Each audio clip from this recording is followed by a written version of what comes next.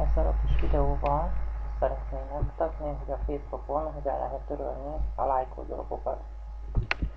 Először is belépek a oldalamra, a profil oldalon belül rákattintok, és adatlap szerkesztésen. Adatlap szerkesztésen belül bal oldalt lehet látni tevékenységek és érdeklődések. Erre rákattintok, és egyéb oldalak, amiket nem kedvelek. Nekem ami nem tetszik, azokat csak egyszerűen nem tetszik. Gombra rákattintok.